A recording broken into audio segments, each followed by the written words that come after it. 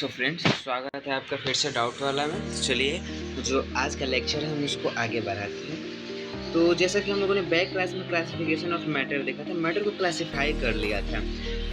जो हमारा मैटर था उसको फर्दर दो पार्ट्स में डिवाइड किया गया है। जो पहला टाइप है वो था हमारा प्योर सब्सटेंस, और जो हमारा दूसरा टाइप था वो था मिक्सचर्स। तो जहाँ तक बात है प्योर सब्सटेंसेस की, तो प्योर सब्सटेंसेस को हम लोग फर्दर दो पार्ट्स में डिवाइड करते हैं, एलिमेंट्स और कंपाउंड्स में। और जहाँ तक देखिए हम मिक्सचर्स को इम्प्योर सब्सटेंसेस के भी नाम से जानते हैं। इसको हम लोग टू पार्ट्स में डिवाइड करते हैं, होमोजीनियस मिक्सचर और हेट्रोजीनियस मिक्सचर। तो आज की क्लास में हम लोग प्योर सब्सटेंसेस को जो है स्टडी करेंगे, और जहाँ तक बात आती है मिक्सचर्स की, तो मिक्सचर्स को हम लोग नेक्स्ट लेक्चर में क्लासीफाई करेंगे। चलिए हम लोग आगे बढ़ते हैं। तो आज जो है मेन हम लोगों की जो गोल होगी वो होगी एलिमेंट्स और उसकी प्रॉपर्टीज़ के बारे में, और जो कंपाउंड्स है और उसकी प्रॉपर्टीज़ के बारे में हम लोग जानेंगे। तो चलिए हम लोग आगे बढ़ते हैं। तो जो प्योर सब्सटेंसेस है, अभी मैंने आपको बताया कि प्योर सब्सटेंसेस को फर्दर टू टाइप्स में डिवाइड किया गया है। पहला हो गया एलिमेंट और दूसरा हो गया कंपाउंड।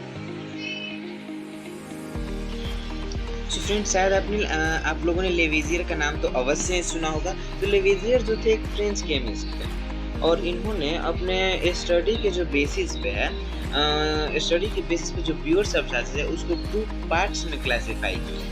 पहला था एलिमेंट और दूसरा था कंपाउंड। यानी लेविजियर जो थे फ्रेंच केमिस्ट थे, और जो अपने स्टडीज किए थे उस बेस पे इन्होंने जो है प्योर सब्सटेंसेस को टू पार्ट्स में डिवाइड किया। अब जो टू पार्ट्स एलिमेंट्स और कंपाउंड्स है, तो उसको स्टडी करते हैं हम। तो आखिर एलिमेंट्स होता है क्या है, तो हम लोग जानेंगे एलिमेंट्स क्या होता है।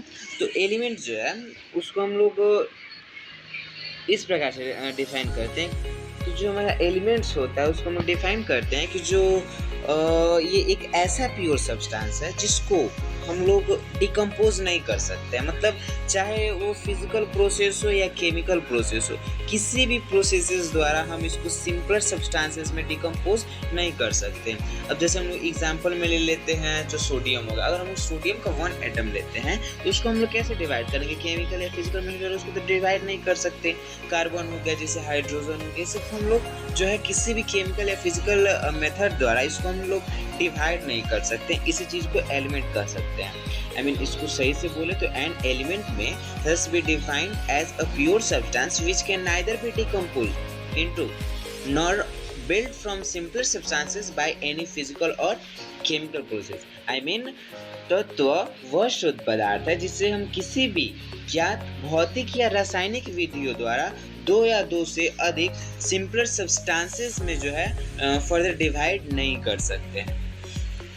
जो एलिमेंट को हम इस प्रकार से दूसरी तरह से डिफाइन करते हैं कि एलिमेंट में be defined as a pure substance which is made of one kind of atom. जो इसको हम डिफाइन करते हैं कि जो एलिमेंट होता है वो एक ऐसा प्योर सब्सटेंस है जो कि वन काइंड ऑफ एटम से बना है, यानी एटम के वन काइंड से बना होता है, जिस कारण से इसको हम फर्दर डिवाइड नहीं कर सकते हैं।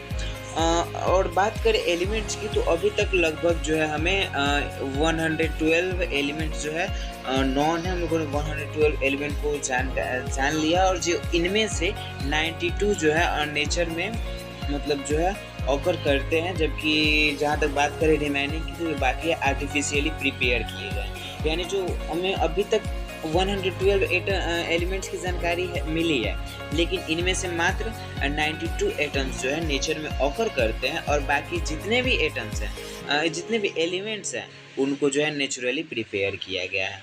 All the element does not exist in equal एबुडेंस। यानी जो जितने भी एलिमेंट्स हैं जो नेचर में पाए जाते हैं वो इक्वल एविडेंस में नहीं पाए जाते हैं। मतलब अलग अलग एविडेंस में पाए जाते हैं, अलग अलग मात्रा में पाई जाती है। अब एलिमेंट्स को जो है फर्दर टू टाइप्स में मतलब थ्री टाइप्स में इसको फर्दर थ्री टाइप्स में बांटा गया है।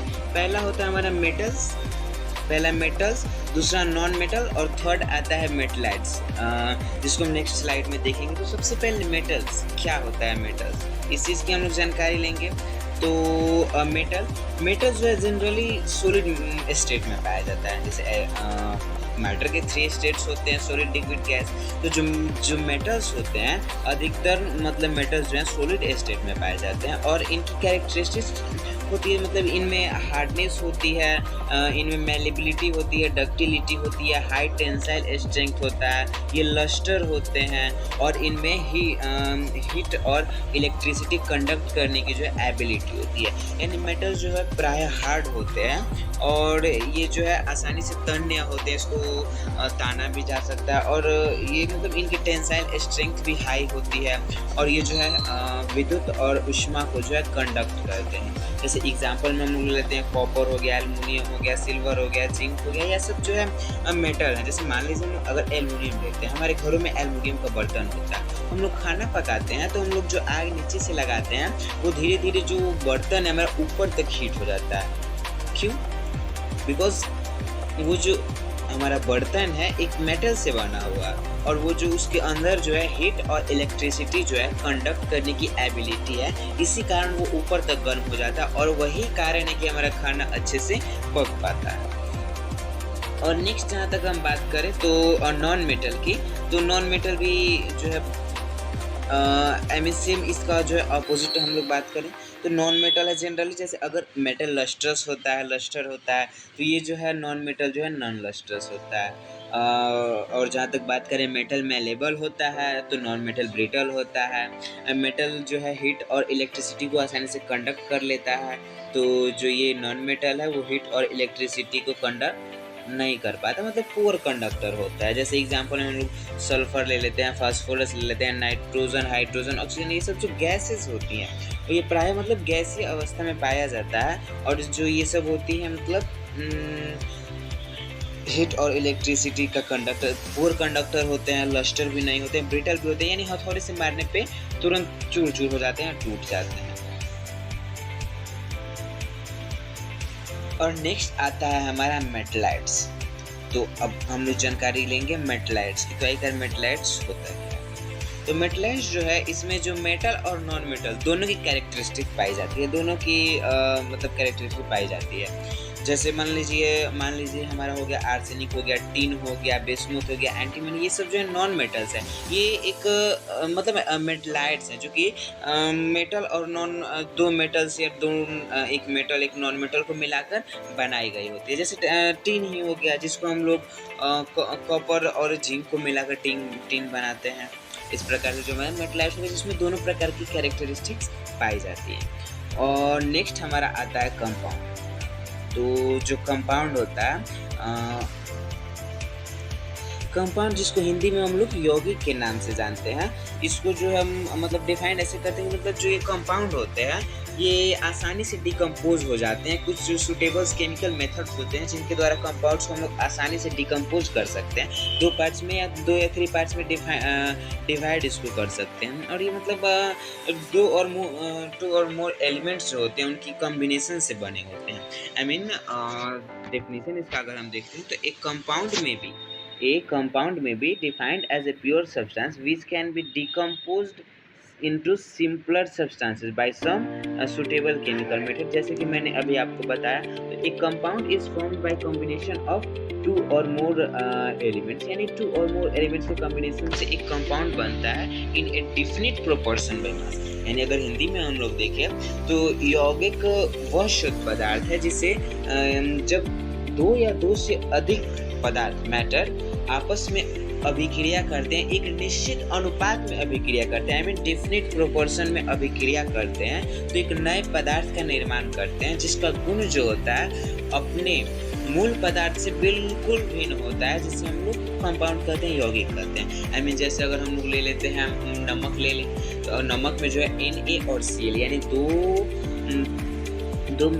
दो एलिमेंट मिलकर जो है कंपाउंड का निर्माण किए Na प्लस Cl। लेकिन क्या Na और Cl की जो मूल ये होंगे, मतलब क्या बोलते हैं उसको,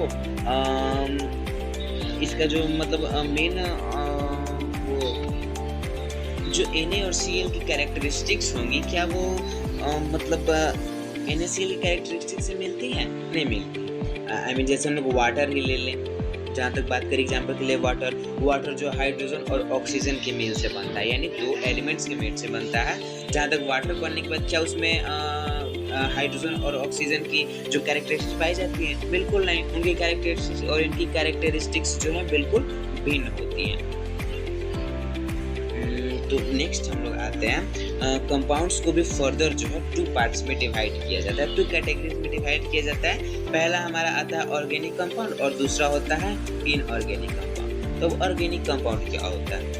तो carbon element is the essential constituent of this compounds. मतलब जो ऑर्गेनिक कंपाउंड होता है उसमें हम लोग जो है कार्बन कंपाउंड्स के, कार्बन एलिमेंट के बारे में अधिकतर, मतलब कार्बन होता है ना, कार्बन की कंस्टिट्यूएंट और इसके कंपाउंड्स के बारे में जो है स्टडी करते हैं। They are originally obtained from the living sources। ये अधिकतर जो है और लिविंग सोर्सेज से ऑब्टेन की जाती है, जैसे एनिमल्स हो गया, प्लांट्स हो गया, जैसे मान लीजिए हम लोग ऑयल्स हो गया, फैट्स हो गया, प्रोटीन्स हो गया, ये तो लिविंग ऑर्गेनिज्म से ही पाई जाती हैं। और जहाँ तक बात करें इनऑर्गेनिक कंपाउंड्स की, तो inorganic compound, these compounds are find their origin from non living sources such as minerals and minerals. इस कंपाउंड्स में हम लोग जो है नॉन लिविंग सोर्सेज के बारे में स्टडी करेंगे जो कि अर्थ के ओरिजिन से पाई जाती हैं, जैसे मिनरल्स हो गया, रॉक्स हो गया, अर्थ के अंदर से पाई जाती हैं। आई मीन एग्जांपल के लिए हम लोग ले लेते हैं कॉमन साल्ट, मार्बल हो गया, जिप्सम हो गया, और भी बहुत सारे एग्जांपल्स इसके हैं। ये सब जो है ओरिजिन से पाई जाती हैं, इसलिए हम इसको इनऑर्गेनिक कंपाउंड में जो है स्टडी करते हैं। यानी सिंपल एक चीज़ हम लोग याद रखेंगे कि ऑर्गेनिक कंपाउंड में ओनली फॉर कार्बन एलिमेंट्स की कॉन्स्टिट्यूएंट्स के बारे में स्टडी करते हैं, और सेकंड जो है इनऑर्गेनिक कंपाउंड्स में हम लोग ओरिजिन से पाए गए टोटल नॉन लिविंग सोर्सेज के बारे में जो है हम लोग स्टडी करते हैं। तो इस हिसाब से मेरे को लगता है आप लोग को ये चीज़ समझ में आया होगा, और अगर नहीं समझ में आया हो तो आप लोग कमेंट में एक बार इस चीज़ को बताएं कि क्या आपको नहीं समझ में आया। नेक्स्ट क्लास में उस चीज़ को डिस्कस कर दी जाएगी। आज के लिए इतना ही। Thank you friends. जहाँ तक बात है नेक्स्ट क्लास की, तो नेक्स्ट क्लास में हम मिक्सचर्स और इसके क्लासिफिकेशन के बारे में डिस्कस करेंगे। थैंक यू फ्रेंड्स, मिलते हैं अब नेक्स्ट क्लास में।